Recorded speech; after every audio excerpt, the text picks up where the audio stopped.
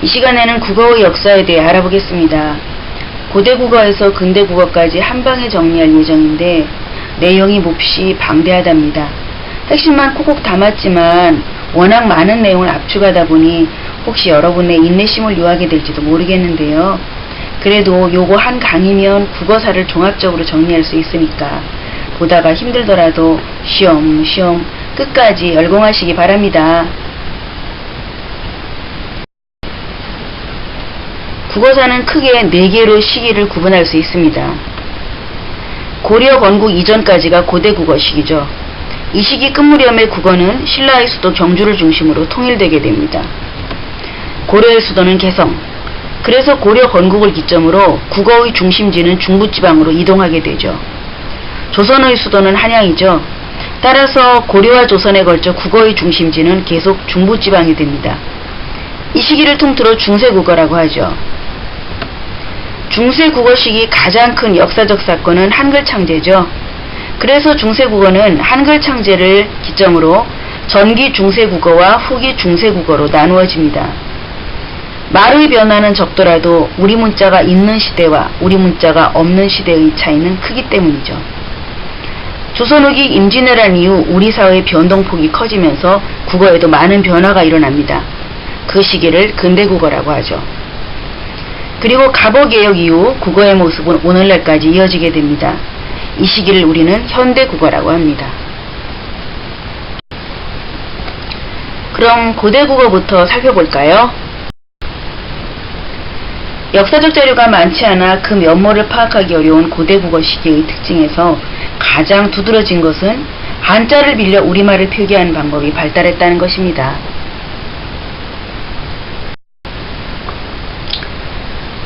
한자를 차용해서 우리말을 표기하는 것을 차자표기라고 합니다.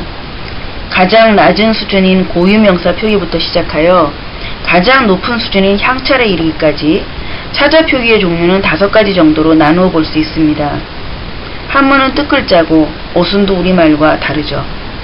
그런데 인명, 지명 등 고유명사를 표기하는 것부터 시작하여 서기체 표기에서는 아예 한문의 어순을 우리말 어순으로 바꾸어 사용합니다. 이두를 거쳐 한자의 음과 뜻을 섞어 활용하여 우리말 문장 전체를 적을 수 있었던 향찰에 이르기까지 차자표기는 다양한 방식으로 발전해 갑니다. 그러나 한문을 바탕으로 치러지는 과거제가 시행되고 귀족계급의 한문 구사 능력이 중국 본토에 뒤지지 않는 수준이 되자 더 이상 차자표기를 이용할 필요성은 없어지게 됩니다. 고려시대에 들어 결국 향가의 소멸과 함께 향찰도 자취를 감추게 되죠. 구결과 이두의 형태 정도로만 사용되다가 그마저도 점점 역사의 저편으로 사라져버리게 됩니다.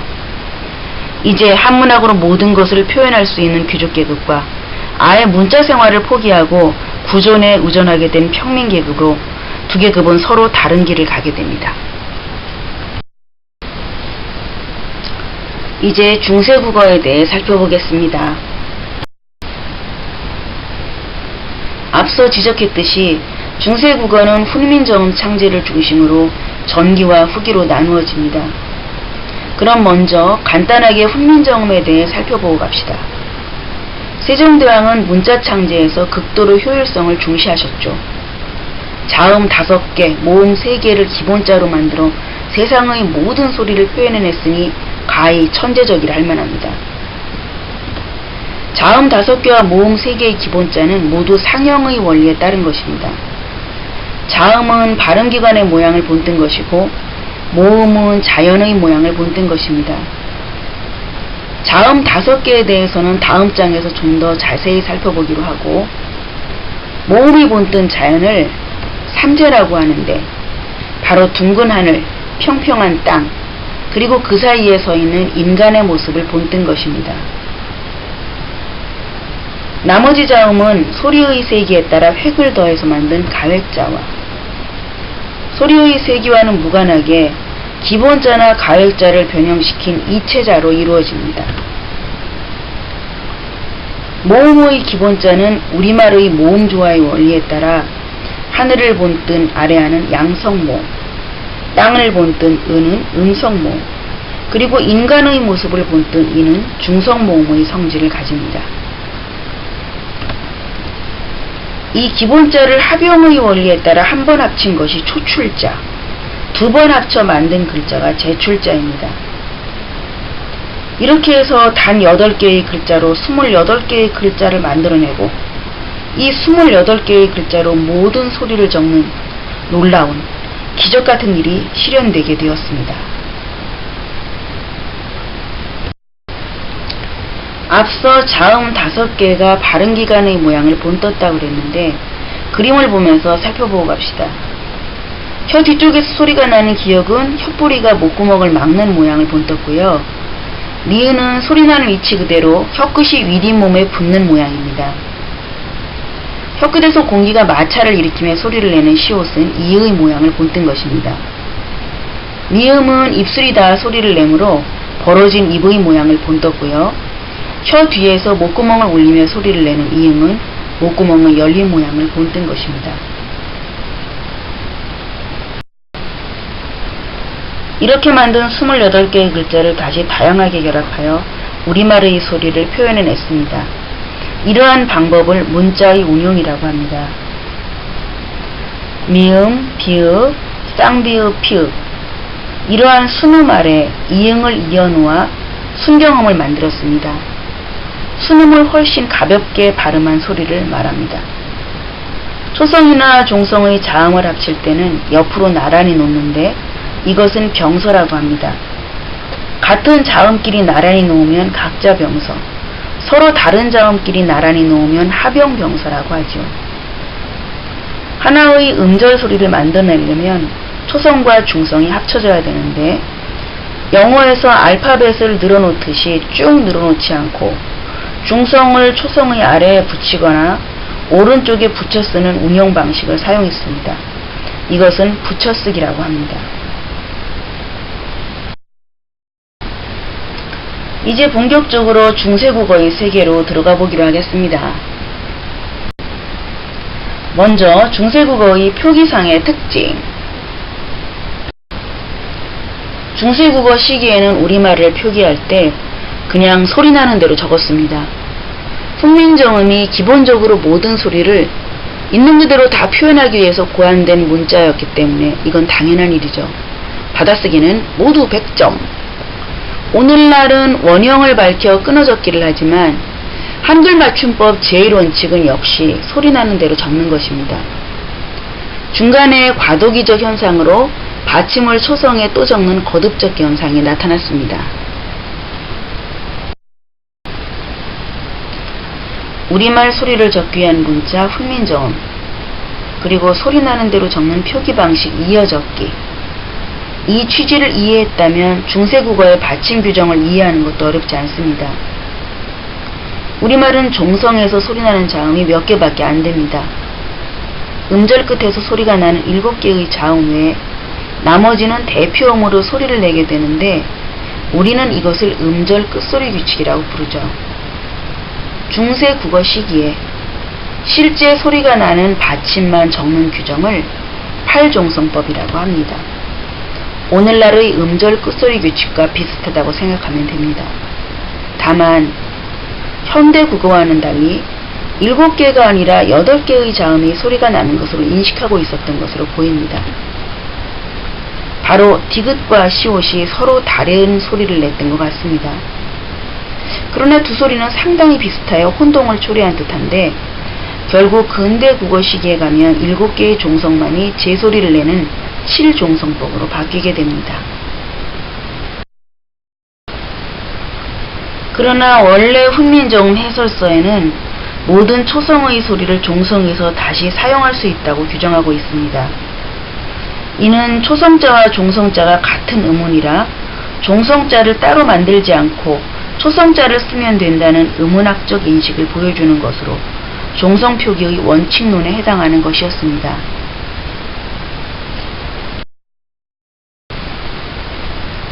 소리나는 대로 적는 것을 원칙으로 하면 당연히 띄어쓰기의 필요성도 느끼지 않았을 것입니다. 띄어쓰기를 하려면 소리를 끊어 적어야 하기 때문이죠. 근대 국어 시기에 가서 띄어쓰기에 대한 필요성이 제기된 것은 끊어적기가 보편화되어 가는 것과 궤를 같이 하는 변화라고 볼 수 있습니다. 우리말 어휘의 많은 부분을 차지하는 것이 한자어입니다. 한자어도 사실은 외래어에 해당하죠. 오늘날 우리가 외래어 표기에 대해 고민하듯이 중세국어 시기에는 한자어의 표기 문제로 고민을 했던 것 같습니다. 그래서 오늘날의 외래어 표기법에 해당하는 규정을 만들게 되는데 이것이 동국정원식 표기입니다. 한자어의 중국 본토 발음, 즉 네이티브 스피커의 발음과 우리가 발음하는 소리가 서로 달랐기 때문에 세종 당시에는 우리의 현실음보다는 중국 원음에 충실하게 소리를 내는 것을 이상적인 것으로 생각했습니다. 중국의 운서를 바탕으로 중국의 음운체계에 따라 받침이 없는 글자에도 종성을 표기해 주었고 중국의 원음에 충실하게 소리를 표기하기 위해 우리말 소리를 적는 데는 사용하지 않는 문자를 사용했습니다. 예를 들어 리을 받침으로 끝나는 술이라는 한자에서 중국 발음은 리을 소리를 길게 끌지 않고 빨리 끊어주는 입성이었기 때문에 술의 리을 받침 옆에 일종의 기호처럼 여린 히읗을 표기했습니다. 리을 소리를 길게 끌지 말라는 의미로 사용했지요. 이것을 이영보례라고 합니다. 하지만 현실음과 동떨어진 규정이다 보니 결국 동국정원식 표기는 지켜지지 않았고 흐지부지 되고 말았죠.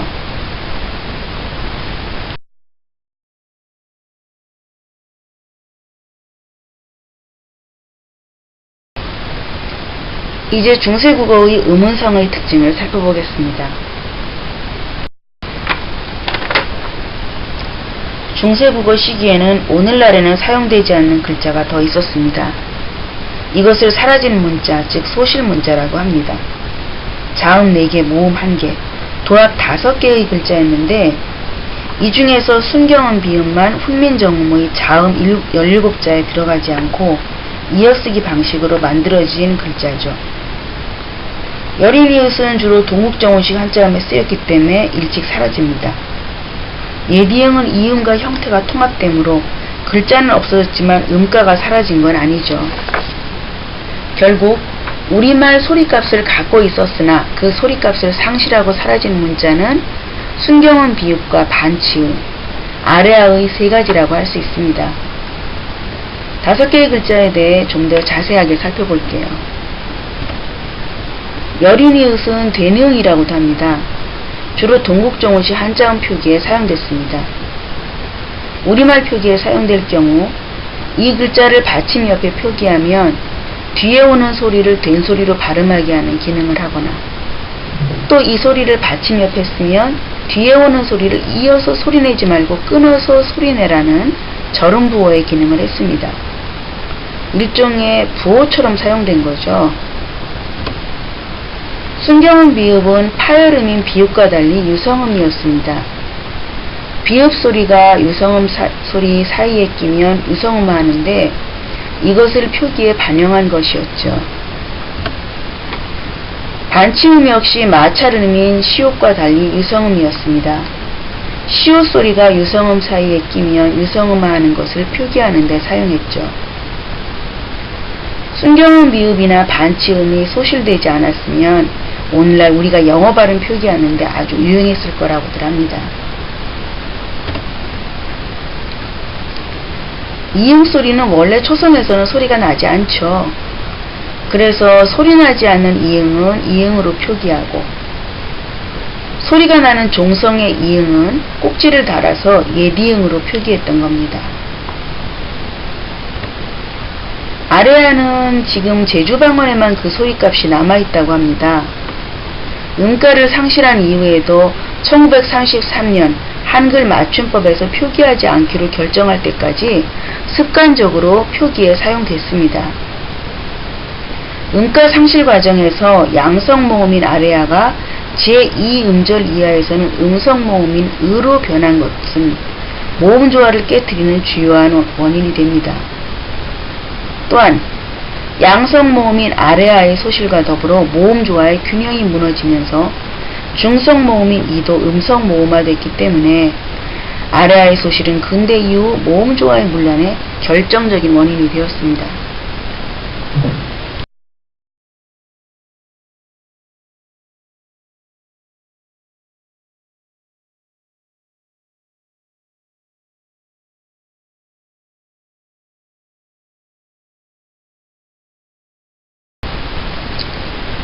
오늘날 두 개의 자음을 표기하는 경우는 종성에서만 볼 수 있죠. 겹받침이라고 하지요. 그렇다고 두 개의 자음이 모두 소리가 나는 건 아니고요. 음절 끝소리의 경우에는 자음군 단순화의 적용을 받아 하나만 소리가 나고 뒤에 모음이 이어져야만 비로소 하나는 종성으로 하나는 초성으로 두 개의 소리를 낼 수 있습니다. 그런데 중세국어 시기에는 단어의 첫머리에서 두 개의 자음을 표기한 경우를 볼 수 있습니다. 두 개의 자음 소리를 연달아 낼 수 있었던 걸까요? 아마 쉽지는 않았을 것 같습니다. 결국 근대국어 시기에 이들 소리는 모두 된소리로 변하기 때문이죠. 모음조화에 대해서는 아까 아래아에 대해 설명하면서 언급했으니까 패스. 조금만 덧붙여 설명한다면 오늘날 어감과 어미의 결합이나 음성 상징어에서 지켜지는 모음조화가 중세국어 시기에는 체언과 조사의 결합에서도 반드시 지켜졌고 하나의 단어 안에서도 지켜지는 경향이 강했다는 것입니다. 아래의 광범위한 활약이 전방위적으로 펼쳐진 덕분이었죠.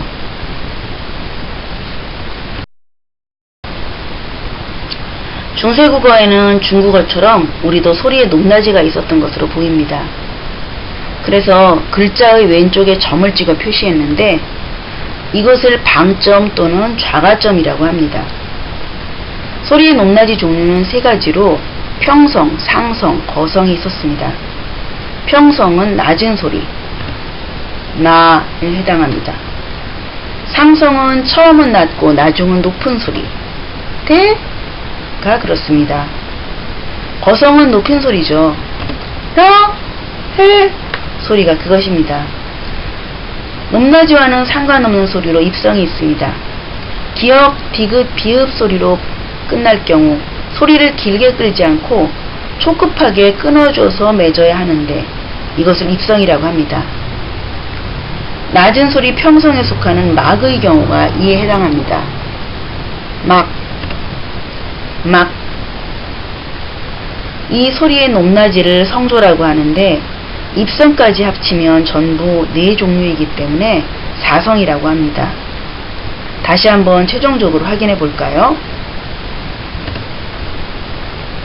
평성, 상성, 거성, 입성.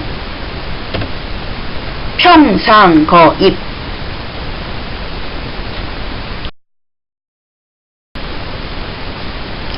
중세국어 시기에 나타난 여러가지 음운변동 현상은 이해하기 쉽게 근대국어 시기의 변화 과정과 함께 살펴보겠습니다. 각각의 사례는 아래 녹색 글씨를 봐주세요. 모음조화는 반드시 지켜졌으나 근대국어 시기에는 문란해집니다. 근대국어 시기에 국외음화, 두음법칙, 원순 모음화가 나타나 오늘날 우리가 사용하는 단어의 모습이 갖춰집니다.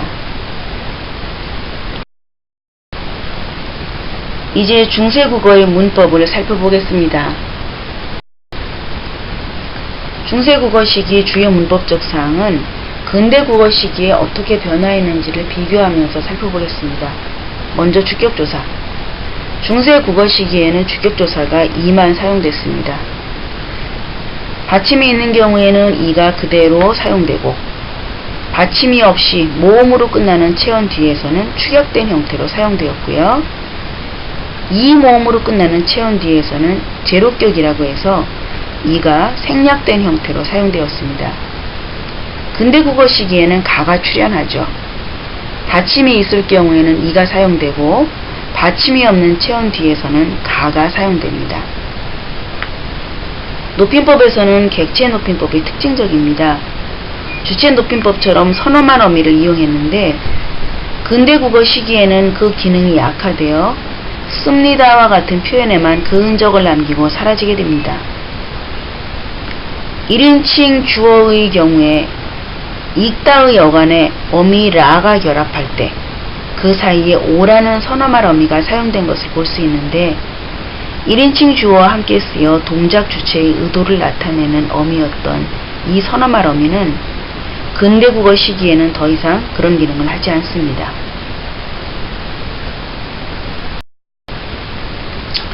자, 나머지 문법적 특징도 한 번씩 보아두기로 합시다. 봐두는 게 나중에 전혀 모르는 것보다는 유익하니까요. 물론 여기 언급한 게 중세국어의 특징 전부는 아닙니다. 그래도 몇 가지라도 더 받으면 국어사 관련 문제를 푸는데 분명 도움이 될 것입니다.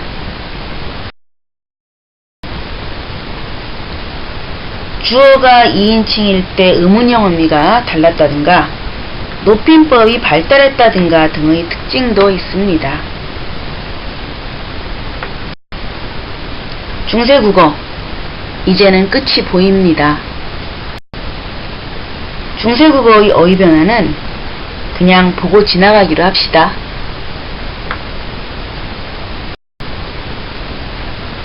훈민정음의 창제는 국어사에서 엄청나게 중요한 역사적 사건이죠. 훈민정음이 반포되고 나서도 훈민정음에 대한 지배계층의 거부와 저항이 컸고 그래서 그 보급에는 많은 어려움이 따랐습니다. 그래도 훈민정음이 백성들의 문자 생활에 새로운 경지를 열어주며 점차 그 영역을 확대해 나가는 것은 이미 되돌릴 수 없는 시대적 흐름이 되었습니다. 이제는 근대국어로 넘어가 봅시다. 임진왜란 직후 급격한 사회변동이 일어난 이래로 가보개혁까지의 시기를 근대국어라고 합니다. 근대국어의 특징을 하나씩 살펴보겠습니다. 중세국어의 특징을 꼼꼼하게 듣고 이해했다면 근대국어의 특징은 식은 죽 먹기입니다. 디귿과 시옷의 구별에 혼란이 오면서 7종성법이 나타나는데요. 재미있게도 이 시기에는 오늘날과 달리 디귿을 시옷으로 표기했습니다. 그래서 이 시기에 디귿 받침이 시옷 받침으로 바뀐 채 굳어져 오늘날까지 이어져 내려오게 된 단어들이 꽤 많은데 친구를 가리키는 벗도 그런 단어의 하나입니다. 7종성법 이전의 벗은 원래 디귿 받침이었다는 거. 그리고 끊어적기로 넘어가는 과정에서 과도기적인 혼란이 일어나 받침을 초성 자리에 한 번 더 적는 거듭적기 현상이 나타나죠. 근대국어 시기의 의문상의 특징은 바로 사라진 문자가 생겼다는 거죠. 특히 아래아의 소실은 아래아가 결합되어 만들어진 이중모음을 단모음으로 변하게 하고 이로써 이중모음의 단모음화를 초래하게 됩니다. 또 이 근대국어 시기에 평순모음인 의모음이 입술소리의 영향을 받아 원순모음 우로 바뀌는 원순모음화가 일어납니다. 이 시기에 성조는 소멸하고 상성만 긴 소리로 남게 됩니다. 어두자음구는 된소리로 변하고 두음법칙 구개음화가 나타나죠. 모음조화는 문란해집니다. 문법상의 변화도 일어납니다.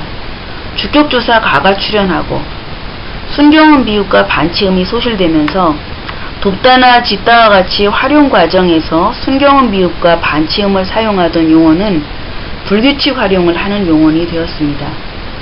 객체 높임 선어말 어미는 그 기능을 상실하고 상대 높임법에서 사용하는 씁니다와 같은 어미에만 그 흔적을 남겨놓게 되죠.